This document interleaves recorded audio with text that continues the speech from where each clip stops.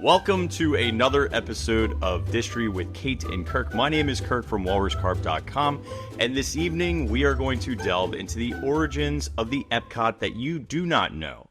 Trust me, you think you know Epcot? We're not talking about a theme park. We're talking about the actual experimental prototype community of tomorrow, and how are the origins of that story to get to the theme park that we know today. We know this is going to take a little bit, but we are really excited as we were on a university class podcast, which I thought was really cool, and we got the opportunity to dive into this, so much so that we wanted to make a series out of it. With me, as always, is the well-researched, 17 pages deep, Kate, the Disney Cicerone. Kate, how are we doing this evening? I'm doing really good. The more I dig into this topic, the more I find, and the more that I didn't even know, and I've been researching this forever. So very excited to kind of find out the root of why in the world Walt Disney wanted to build a urban city. Why did he want to make a planned community? What in the world was behind that? So I'm excited to dig into that topic. I'm not excited because this is a side of Walt's I don't like. And this is a Walt Disney I'm not happy about. And I learned a lot about Walt that I don't think most guests know. Interesting, because I have stuff that kind of gives me the opposite. I got a little teary researching this, so it'll be interesting to see our two sides of it. I literally got the worst part. Why didn't you give me your good stuff? I want to hear the good. I don't want to hear what I've found. Maybe I can redeem it as we go tonight. It's bad. Let's see. It's really bad. All right. So I know you and I kind of talked about where to start this. And the reality is we don't want to make this another 20 episode series. But don't we? We got time. But I think so in that regard, we're not going to delve real deep into the history of the Florida project itself in that, Magic Kingdom. Oh, thank God. Yeah. I told Kate, I swear, if you try to make this a Florida project, we'll never get done. We might as well dedicate the whole podcast to the creation of Disney World. Well, people have written entire books about it because it is such an incredible thing that they did with, reads a lot like a spy novel, them having to hide and change their names and all these things. And it's very interesting, but that might be a topic for another time. So we're specifically going to try to focus on Epcot and the idea of urban planning and those kinds of things and Walt's legacy. So that being said, I know, Kirk, you have a couple of thoughts you wanted to talk about with Walt Disney. So maybe you can kick us off here with that. Let me kick it off. All right. So I actually did a ton of research for the podcast, and then I added. So I'm going to be reading a couple of things because it was a good way to form the thoughts.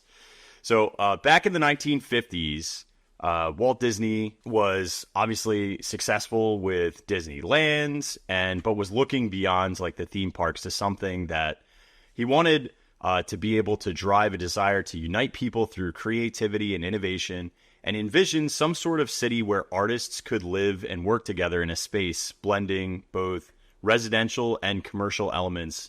And what he deemed this was the city of the arts. It was an idea that was designed more than a college campus. So we're thinking about a project that is out of the scope of the theme parks completely, because Walt had thought of his life, and he didn't want to just be known for his art. He wanted to have a substantial impact on society and community at large. And as you get older, you kind of think more of your legacy. So this City of the Arts idea was designed to be more than a college campus. It would be a haven for creativity filled with artists showcasing their work to visitors through shops and restaurants and model homes. And the project quickly encountered a lot of challenges, specifically with the city and the area that it was. But eventually this streamlined into an innovative art college that evolved later into the California Institute of the Arts, or CalArts. And this institution would come to represent Walt's deep-seated belief in the power of collaboration amongst creatives, even if it ultimately lost the larger communal aspects of his original dream, because CalArts is just a college campus. It's not this crazy community. But that was enough to whet his appetite to want to potentially take on the... Sorry, I think one of my cats is really excited about this too, so... I haven't dug too deeply into this history in a little while, but I do know that a lot of Disney's animators actually taught at Chouinard. I know Mark Davis did. That's where he met his wife, future wife, Alice Davis. They didn't actually like fall in love until many years later, so don't worry about that teacher-student dynamic going on there. That's just where they met. But every time you read through animation history, you'll see one after another, a lot of them went to Chouinard, and then they came to Disney Studios. And so Walt Disney was actively engaged with Chouinard, and then of course it became CalArts later on in the game. But yeah, I'm gonna put a pin in CalArts because I want to come back to that in a second, because I found something that is gonna wet your beak, dude. You're gonna want to hear this. Oh my god, dude! It involves Mary Poppins. I'll leave it there. Love Mary Poppins. Very excited. Okay. But I want to talk about the animators for a hot second, because this actually, you have to kind of go backwards a little bit before Caltech, and you had a nice little segue because of this made me think about the 1941 animators strike. And I don't want to get too far into this, but that kind of evolved around Walt's need for having a community of people who could be all super productive, basically live, breathe, and work at one communal area. And the animators were getting like egregiously worked to the point where it was not sustainable. Yeah, it wasn't sustainable. And Walt felt that, well, if I build a bunch of apartments and a community, and people will just live here and work here forever and can work endlessly. I mean, we talked about that last podcast episode with like putting a cot basically, and hey, whenever you want to work, you just sleep when you want to sleep and work when you want to work. But that pushed some of these folks a little bit away. So I think that's interesting that he always had this idea that, everybody would want to just be working and living together in some sort of communal society, and that pushed his animators. And then we head to CalArts, which CalArts is a success. I mean, it's a successful college program. So, well, can I just speak to that idea of kind of like this family, this community aspect? Yeah, I was reading a lot of history of Snow White. I'm still kind of living in that land in my brain because I'm reading some more history of the animation there, and they talked about how at the Hyperion studio, because they said it was kind of like a rabbit hutch is how it was like laid out. And they were so close to each other in like I know it was such a weird way to describe it, but they said they were so close to each other that, you would hear what was happening through the walls in the other place. So if they were discussing something, you'd hear it. They heard the development of the songs for Snow White, I'm Wishing, and all those things through the ceiling, so everybody knew what everybody else was doing creatively. And so like, not just the hallway culture, which they did have later when they moved to Burbank, but in the Hyperion studio is like literally everybody just knew what everybody was doing, even if they worked independently on their scenes. So there was this collaborative, creative culture. And they also, they all went out to lunch together. They went to Tam O'Shanter. They went to places where they would, really have this time that they could live. They lived together in that way. And so I think that's why he wanted that atmosphere. Yes, Kirk, raising your hand. Have you ever gone to that restaurant and eaten in like Walt's area or had whatever? Tam O'Shanter? Yeah. No, but I have some notes about it for later this episode. Oh, that's cool. Yeah. Awesome. Or later whenever we get to that part of the city, I guess. I've seen the interior. It's almost like medieval-esque, Irishy something or other. It feels very Snow White, like when you look at it. Yeah, like it's cool. Snow White Cottage. Yeah, definitely. But anyway, everything that I've read from the animators from all these early interviews, they always say it really felt like family. It felt like we were all working together for one purpose, one goal, and they all believed in that goal, especially with Snow White. But, after the strike, like everything completely changed. The atmosphere changed because you have to think at that point, Walt was wounded by people that he trusted and people that he did care about them.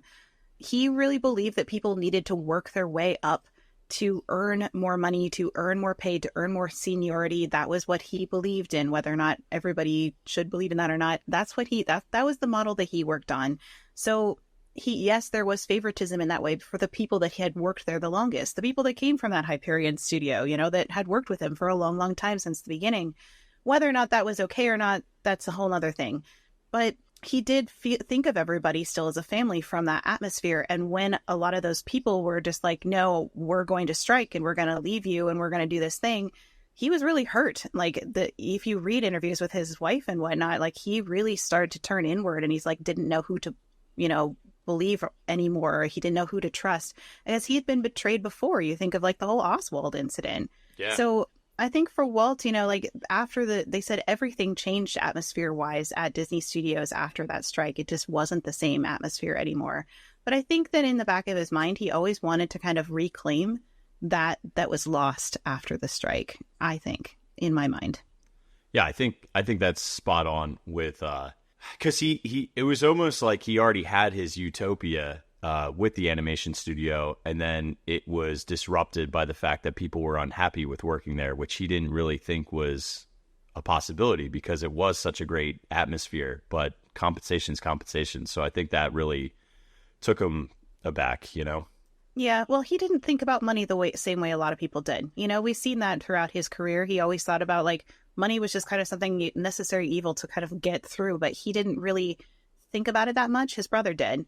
Yeah. But he didn't really think about it. He was like, I just want to be creative and go do this thing and like dream big and move and get it done. And he didn't want to think about money.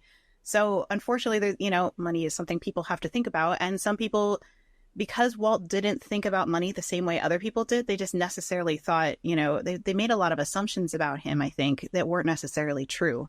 I think, you know what, though, like, the same. So this framework, I know we're getting a little bit about the personality of Walt, but I think this is an important framework to create to understand why he wouldn't be taken, why he wouldn't be afraid to try to tackle building a massive city complex. Right. You know, like he was never concerned about trying to find funding for this. He already had plans for that.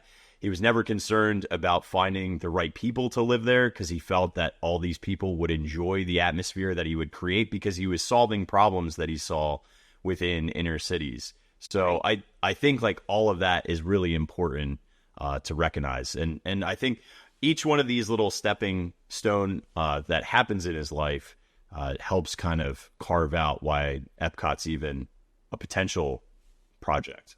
Right. And as we moved through this little Epcot mini-series here, I have lots and lots of little kind of pieces and quotes and stuff from Walt Disney that we'll throw in as we go that kind of gives us this bigger picture of exactly why it is he wanted to do this, what it meant to him, and in a broader concept. So, okay, so we've talked a little bit about his legacy. We've talked a little bit about the CalArts school. Do we want to talk a little bit about urban planning and how that fits into Disney culture? No? No. Oh, no, I don't. Wait for that, though. I'm so excited to talk about urban planning. Okay. Weird. Okay. All right. No, I don't want to because I found a really cool video on Vimeo. It's called the CalArts story, and it's narrated by Sebastian Cabot, and it's straight up like every other Walt Disney live action educational film that you've ever heard or listened.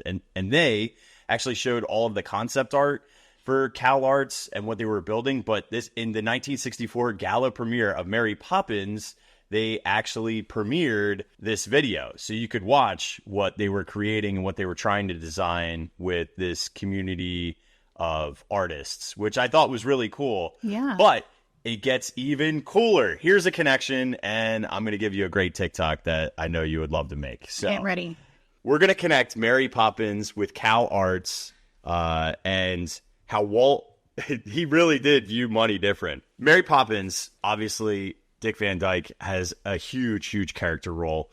And but at the end, he also plays another role in the film because he's not just Bert. Who is he? He's like the banker dude. He's the old banker dude, right? And now I think this is hysterical. I don't know why necessarily he wanted to play this character so much, but I did find that Dick Van Dyke, he was so excited that he wanted to play this that he asked Walt Disney, and this is like a quote, "I'll do it for nothing," meaning taking on the banker part. Actually, I had to end up giving him $4,000. I had to pay him to do the actual part of the banker because Walt didn't want him to play that role. He wanted him just to play Bert. But here's the best part. Do you know what the $4,000 went to? What? It went to the creation of Caltech. What? That was the money that was paid there went to the Caltech project. Interesting. Isn't that crazy? Yeah, I don't think I knew that. Interesting. So yeah, he had to pay to be the banker, and it had to go towards Walt's greater Art Institute community. I love that he had to like bribe his way into that role. Yeah, I don't know why he wanted to do it so much. Like, I'll have to like dive a little deeper, but We should I think ask him. Reach out. It's fun to see because like the character itself. I mean, it obviously is so crazy the way he looks, but he's talking about like tuppence to the kids and how they need to invest it for the future. And it doesn't obviously look like him, but it sounds a lot like him. So yeah, I don't know. Again, it's like a weird role that he desperately wanted to play, but there you go. I always love. Got to pay the cost to be the boss. Interesting. Well, Yeah. I'm glad we didn't skip over that. Thanks for putting the brakes on. All right, now it's you. I stopped. Now we're ready for urban planning. No, not yet. Yeah, go for it. Urban plan it up. Well, a lot of people don't realize how important and how influential Disney history is to our whole culture as a whole, like the whole global culture, but also American culture. There's a lot of things that Disney contributed to it. I mean, just off the top of my head, I mean, you can think of the grease pens that they use in construction were invented by the women in ink and paint. Like there's just lots of tiny little things that change the way that we work as a society that came from Disney. And that is also true with urban planning. So I want to talk a little bit. I need to give it in the context of Disneyland because that was the first park before we go to Disney World. And so I have some quotes from different people who are experts in architecture and urban planning about what Disneyland meant to urban planning as a whole. So this is from Richard F. Francavilla. He said, in world history, few places this small have had such a powerful effect on so many people, meaning Disneyland. He said, in creating Main Street with its emphasis on detail, forum, and pedestrian scale, Disney anticipated postmodern design trends that would reshape the American landscape for 2 generations after his death. So the design of Disneyland was a revolution in architecture. It revolutionized urban planning and it impacted the way Americans live. And even like not even just architecture, like courtesy of people running checkout counters, places that standard of customer service that really was in Disneyland. That's where a lot of that started. The planning of airports, the pops of color you'd see in beds of flowers around malls and stuff, all of those ideas came from Disneyland, which of course came from broader places that Walt Disney brought them from, like Tivoli Gardens and whatnot. The layout of shopping malls, like how pedestrians move through different walkways and streets, all of those ideas came from Disneyland. So in 1963, James W. Rouse, who was an architectural planner who developed South Street Seaport in Manhattan and Baltimore's Inner Harbor, if you guys are familiar with those spaces, in a speech to the Urban Design Conference at Harvard University, he said, I hold a view that may be somewhat shocking to an audience as sophisticated as this. Little dig at Disney there. The greatest piece of urban design in the United States today is Disneyland. If you think about Disneyland and think about its performance in relation to its purpose, its meaning to people, and more than that, its meaning to the process of development, you'll find it an outstanding piece of urban design in the United States. I have a couple more for Disneyland, and then I have a little bit of Disney World here, so bear with me if you don't mind. But I have a quote from art historian and critic Vincent Scully about Disneyland. He said, it was a special kind of American amusement park. Disney formed it into a new architectural program, one of the few in American history where buildings could be arranged in relation to each other to shape a whole place, which is something that I did recently. I did a live stream that was all about the psychological meaning behind Disneyland with John Hench, an article from 1978 from New West Magazine. And he talked a lot about how like the different sides of Main Street talk to each other, and everything in Disneyland creates a sense of order. There's a feeling of harmony. There's no visual contradiction anywhere, which gives you this sense of peace. And so that is something that Disney brought in that had never existed before in any urban space.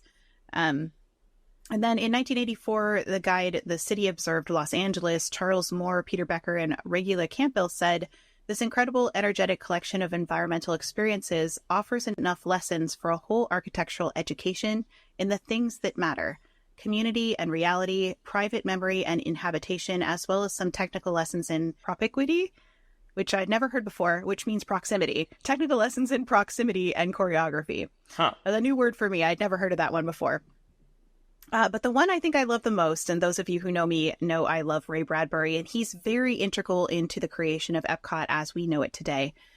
He's an author who knew Walt Disney, and they said they could never work with each other because they would basically like kill each other because they're like they would butt heads so much. But he said, Disneyland liberates men to their better selves. Here, the wild brute is gently corralled, not used in squashed, not put upon and harassed, not tromped on by real estate operators, nor exhausted by fog and traffic. Disney has proved once again that the first function of architecture is to make men over, make them wish to go on living, feed them fresh oxygen, grow them tall, delight their eyes, and make them kind, which I think is like the coolest way of describing architecture in the entire planet. Which I think really, you know, he's palling around with Walt Disney. Walt Disney had to have heard these things from him too, about the meaning behind architecture is to, you know, is feed people oxygen, make them wish to go on living, give them something delightful, make them kind. Like this idea of architecture shaping who we are as people, such a cool concept. So I just have two couple of things about Walt Disney World. And of course, we're going to go back and talk broader context of Disney World and whatnot. But I will say this is long after Disney World was created. There's a couple of quotes here. In 1981, they got the Award for Excellence presented by the Urban Land Institute to Walt Disney World and Reedy Creek Improvement District in recognition of their sophisticated utilization of resources, innovative planning and construction techniques, beneficial impact on surrounding communities, and demonstration of the practical application for superior ingenuity. So they're actually winning awards for the urban planning for a theme park, so to speak. And then editor and critic of architecture, design, and planning, Pete Blake, wrote in New York Magazine in 1972, "The truth of the matter is that the only new towns of any significance built in this country since World War II are Disneyland in Anaheim, California, and Disney World in Orlando, Florida. Both are new, both are towns, and both are staggeringly successful." But I think that the one that really got to me was this quote from the Imagineering story with Leslie Iwerks. She wrote, of course, she's related to Iwerks, right? But she wrote, Walt and Wed Enterprises had created a small island of cleanliness, courtesy, and cooperation in Disneyland. Why couldn't they also reconceive urban living, stripped of dirt, danger, and discord? Epcot would enlarge the Imagineering mission to create happiness from one site in Southern California to cities that could spring up around the world. So this idea that you could create spaces where people could live that would create happiness was really kind of like at the root of a lot of the things that Walt was doing here, which, and this is what I'm saying, Kirk, is like, you found some things that made you sad. I'm like, I'm finding some things that brought me a lot of like hope and joy. This idea that was kind of like the impetus behind Epcot, was to create places, these spaces where people could breathe and have harmony and peace and create happiness, like how beautiful is that? Yeah, that'd be nice if that's what happened. Well, yeah, that's true. I mean, listen, as somebody who has studied history, I have my bachelor's in history. I've read way too many things about utopian societies that have ultimately failed, and it's just because of the nature of man. It has nothing to do with the goodness of the creation or the ideation. It always goes down to basic need for resources and our way about doing that, because it's really, really challenging to have a society all align. And you don't really need necessarily that to be successful. But in the instance of the Epcot project, you need to have a large swath of people who are deeply ingrained in the mission that you're trying to create. And the amount of people that would need to inhabit consistently Epcot makes that a very hard challenge. Now, I think now life is more divisive. And I think a big part of that is because division is thrown in our face quite a bit now, where in the past it wasn't necessarily. And also there's things that have changed within the family nucleus and also religious reasons that have changed substantially since like the 50s. So if there was ever a time, they probably had a shot then, and it still didn't work. Yeah. But it's interesting to me, this idea of, if you think about it like Disneyland or Disney World, I just came from Disneyland, so it's on my mind. When we go to these spaces and like the way that it affects us, emotionally, affects us psychologically, it gives us this sense of peace and order and whatnot. I'm just like, not that any of those communities would ever be perfect, because people are just not perfect, like you said, like it's just that's just the case. Yeah, Doesn't people matter where punch you're at. each other in Disney World. Like, I see it, like it happens. So, However, though, I do think that visiting those spaces, being immersed in those spaces, does do something to us that brings a little bit more good in the world. Personally, I do. well, I 100% agree and feel the same way, especially about the theme parks. I mean, if you think about the amount of regional theme parks that exist, and they're not all great, but they all have the same purpose of entertainment, excitement, and joy. They aren't all of the same caliber, but there's so many places and spaces for people to have fun. Like, that's an important structure for humans. But it just happens that the Disney spaces and the Disney theme parks are tied around nostalgia, childhood, and just like wonder and excitement and storytelling. And I think they really encompass all of that, where there isn't a community. Like, as much as I enjoy a Six Flags or a Cedar Point, or it's like, it's not the same texture, except for maybe a touch with Universal, and definitely with Dollywood and Silver Dollar City, but that's just because of Dolly Parton being in a really outspoken, great like mentor for the community of people that appreciate it, but it just doesn't have the same tactile feel as a Disney park. Right. Well, it's that immersion in story combined with the community that it's created, I think, is what really gets you there for the difference.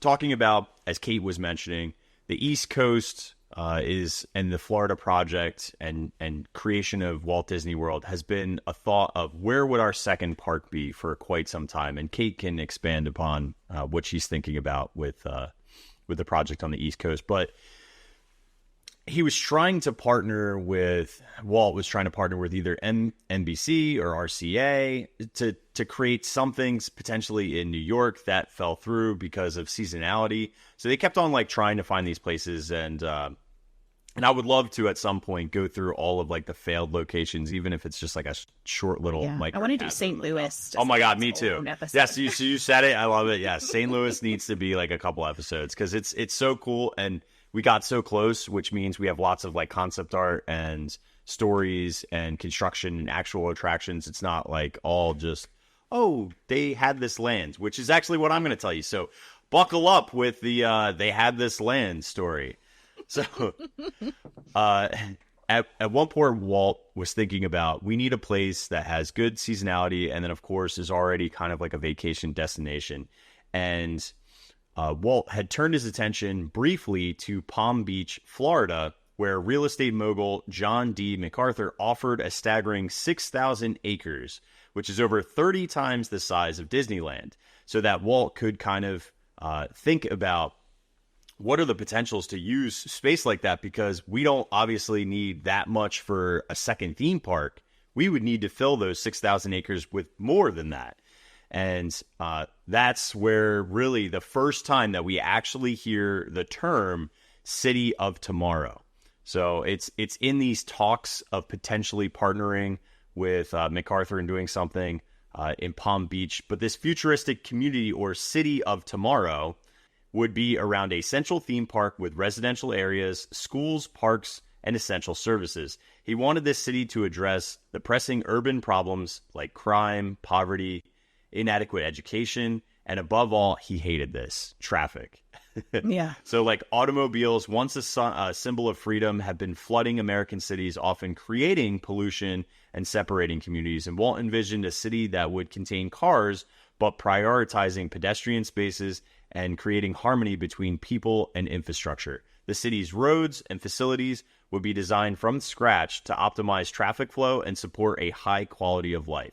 Eventually, the Palm Beach project ultimately gets stalled. It's mainly due to financial concerns from Roy Disney. Walt also didn't like the beach. He didn't want to compete with the beach. So for all of those reasons, they decide to pull out. But it got him thinking about Florida and the potential for other spots that could work for not only this City of Tomorrow, but this theme park as well. Yeah, and there's vast history, like we mentioned, about the Florida project and where they were thinking about putting it, and Daytona and a whole bunch of different places. And it basically came down to location of, this was not near coast, so they didn't have to worry about the beaches or flooding or some of the things that happen on the coast of Florida. They also were near I-4 and like the major freeways there, so it would be easy access for people to get to it.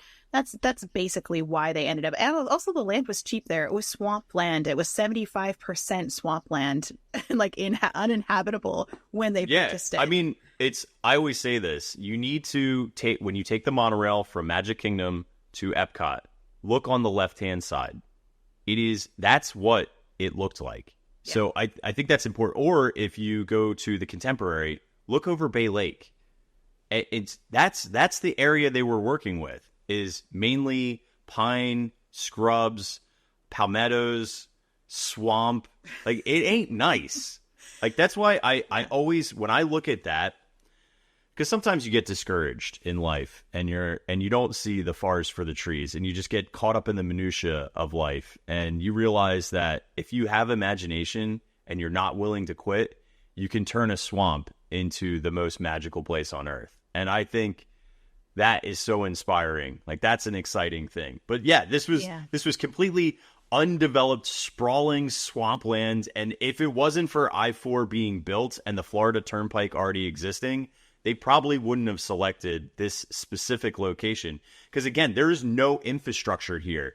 And so they had to build all of that from the ground up, which is exciting, but also interesting, because how do you create every single piece of a municipality and the needs of that, both waste, water, power, roads, all of that, electric, all has to be run specific. And that kind of does lead us to some of the benefits that Walt Disney and the Disney company get for building Walt Disney World, and particularly with Reedy Creek.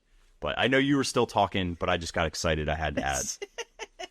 No, I love that, because it's, so you have to be able to see the castle through the swamp, right?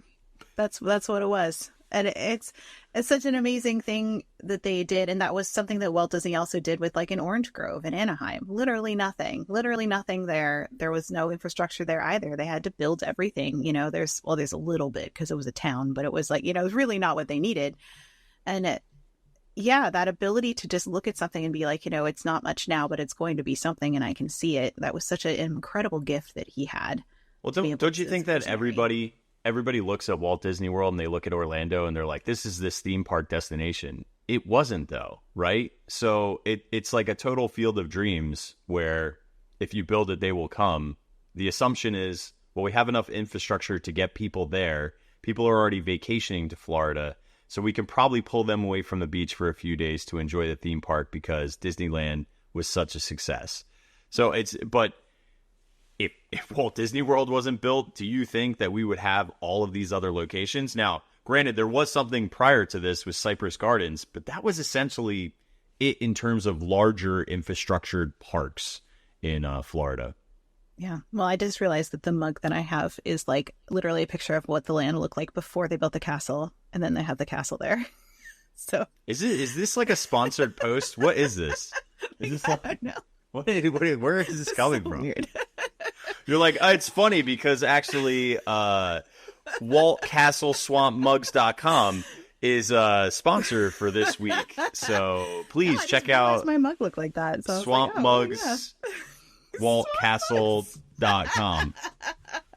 We should make some swamp mugs. That would be fun. It would be kind of like when, like, the color changing ones, like it changes when you pour it, like, water in it. Oh yeah, like the swamp disappears and there's like the whole castle. Yeah.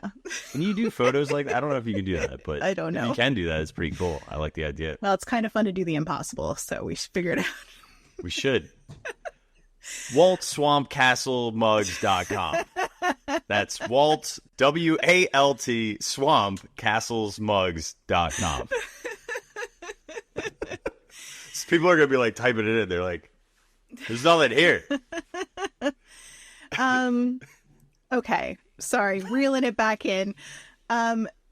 What you said, though, to kind of pick it back up also where they're at here is like they had the potential here to really have sovereignty over the land. That was what they were going for. So that's what they were trying to create with this. There's a lot of history here that I'm not going to dig into because it will take too much time. And we did talk about it on the Being a Fan of Disney podcast. If you guys want to hear our conversation about that with Cody from the University of Memphis. Thank you, Cody, by the way, for having us. But they really did want sovereignty over the land. So they started to, try to figure out, work with the governor, try to get this like legislation in place to have full control over the land so that they wouldn't get caught in the red tape to develop this area. That's probably all I'm going to say about that, just because we'll get in the weeds really quickly. But, the interesting part is this was called like Project Future, right? They're Project X, Project Future. The team didn't really know about Walt's plan for Epcot at this point as they were developing this legislation for this park. Nobody really knew that he was planning this giant thing. He kept all of these plans for it in a locked conference room, and he started working on it in early 1966. So reel it back a little bit, in the press conference in 1965, November 15th, 1965, he announced his plans for the Florida project to the public a little bit earlier than he'd planned, because he kind of was forced his hand into it because of some press that were very nosy. But the press asked about constructing a city of tomorrow, like you had mentioned, Kirk. And he said at this point, I would like to be part of building a model community. So he had it in his head, obviously, that he wanted to do this project, but he was keeping mum on what Epcot actually was. You can see him there in that press conference that Kirk has from that Orlando press conference. In this one, he suggested that they might build two communities, one called Yesterday and the other Tomorrow, which I think is really interesting. So Magic Kingdom would have been yesterday, and then there would have been tomorrow would have been Epcot, right? So an echoing a balance between nostalgia and futurism, which we've always seen since the beginning from Disneyland, of course. Yeah, with Tomorrowland. And Main Street, exactly. So really kind of interesting that he was thinking about it. He knew about it in his head, but he really didn't talk much about it to anybody. And so in the spring of 1966, Walt actually called Marty Sklar into his office. And Marty Sklar then was this one who wrote a script for a 24-minute film about Epcot.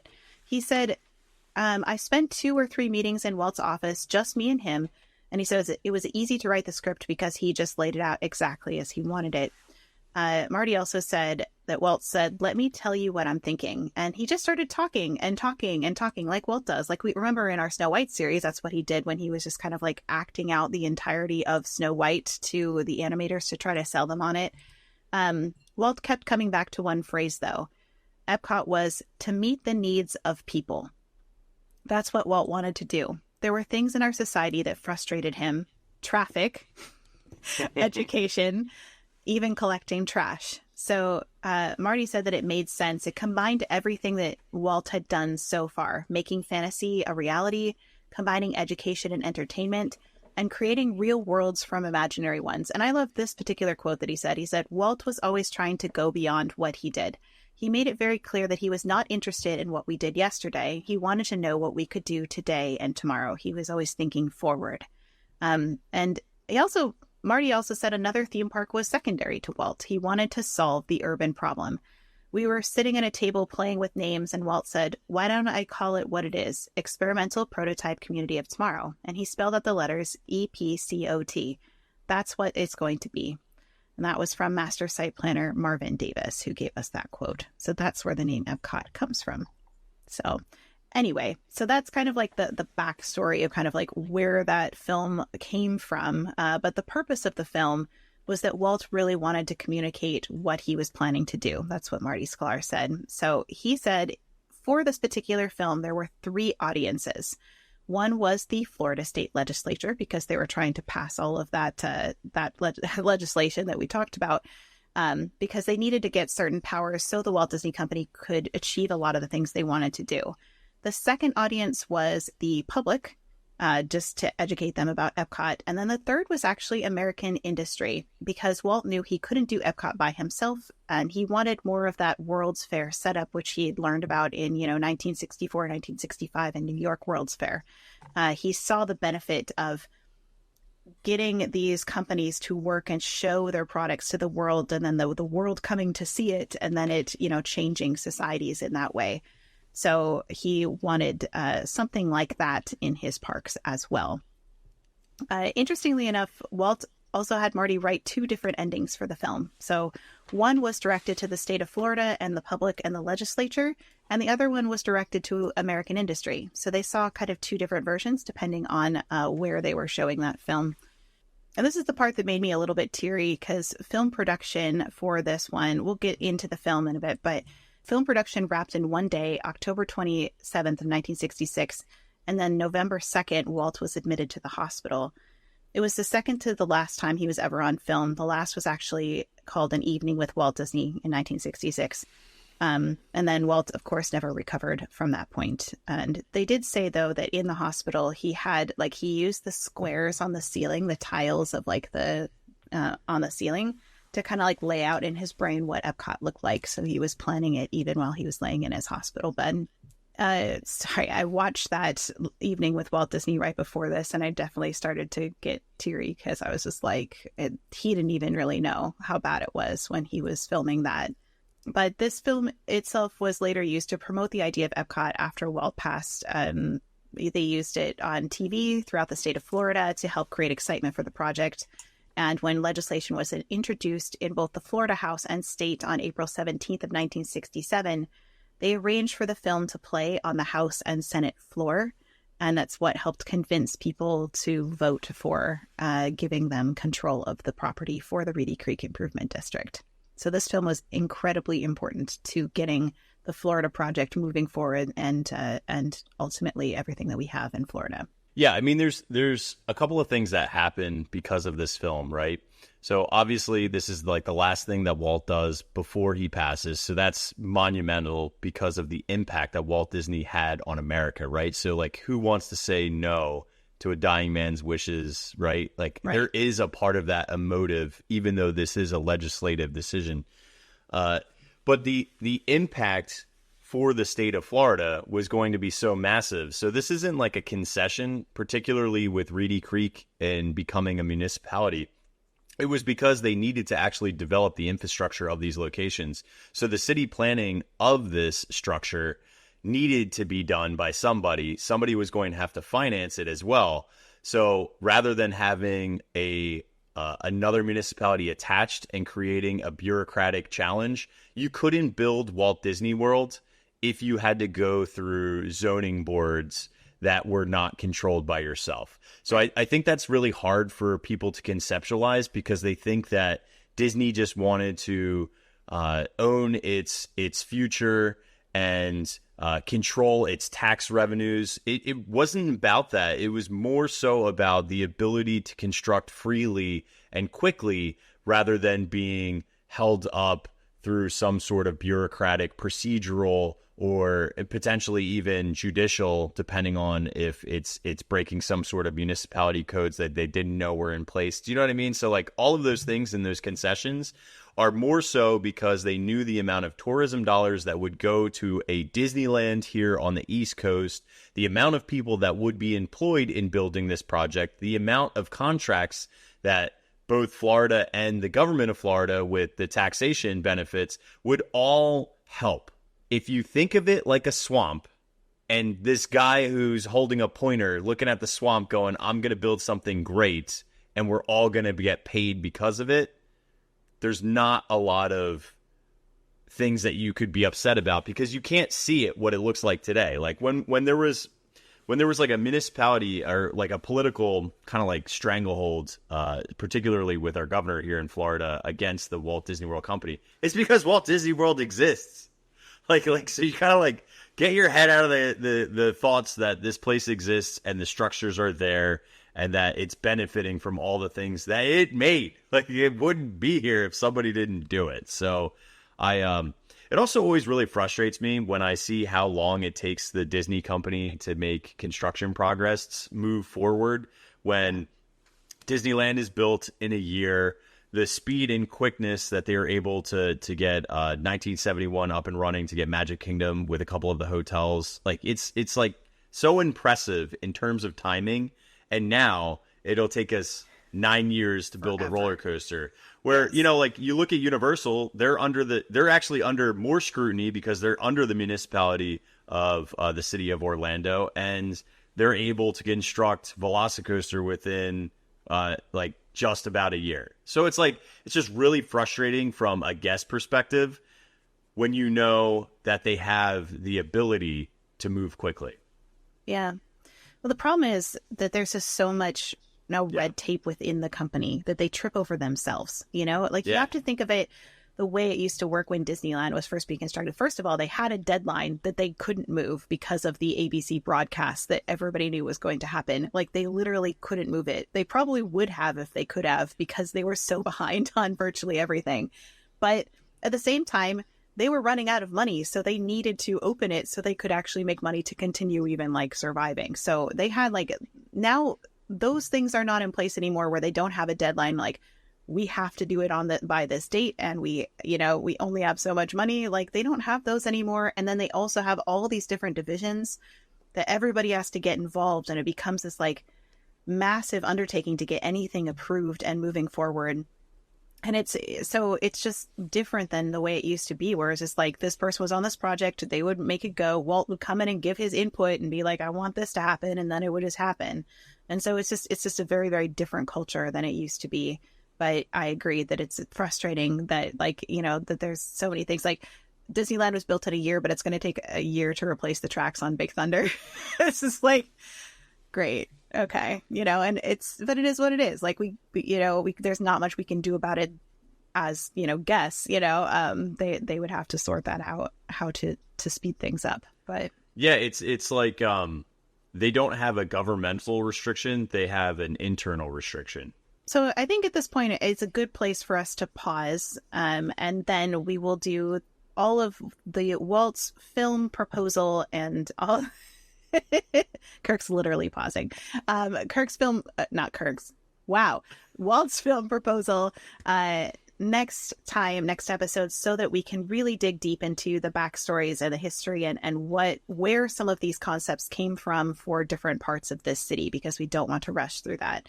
Before we kind of head out here, though, Kirk, we haven't really talked at all of this episode about some of the things maybe we're working on. Do you want to just let people know what you got going on over there at Walrus Carp?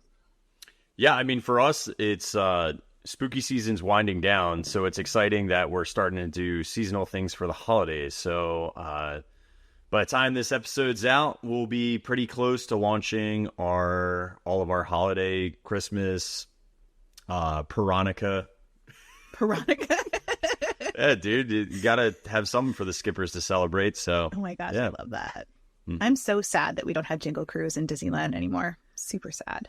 Yeah, Jungle Cruise just opened up, but there's like nothing that would be noticeable by guests. It was more of like upkeep rather than differentiation. But exciting for us, because in 2.5 weeks we get Jingle Cruise back. So.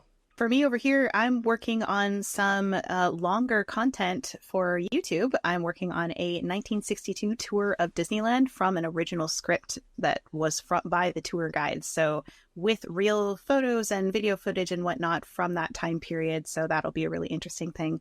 And I'm also, going to publish a book this month. So my book, Who the Mirror Reflects, which is the third one in my Pixie Dust in the Park series, is coming out probably mid to late November at this point, just to give myself a little bit of space and breathing room. But that is on its way pretty soon. So that's exciting. So that being said, I think next episode we'll dig deep into that film with Walt Disney, and we'll learn about his original Epcot and what that would have looked like, which I think will be really, really exciting. Kirk, do you have any final thoughts here as we wrap up? No. Do you feel any better? Dude, I don't. No, I don't. I don't, because you don't feel any better? No, because like there's a difference between Utopia and there's a difference in practice. So like there's things that happen I didn't realize how controlling Walt was. Like I got it, but I didn't get it. Like the strike bothered me a lot, but I also understood that too. But just wait until you think you know what Walt wants to happen in his community, but you don't. You like be prepared to be like uprooted from your house every 9 months. Yeah, I guess that's fair for those things. Yeah, dude, it's wild. But we'll save that. We'll save that for next week. Alrighty. Well, thank you everybody for joining us for this episode of Distory. We hope you enjoyed kind of learning the backstory and framework behind why Walt Disney wanted this kind of utopian community built in Florida. And we're looking forward to digging into that more next time with the history of Walt's Epcot. But thank you for being with us. We appreciate you guys, and we will see you next time on Distory. Bye, everybody.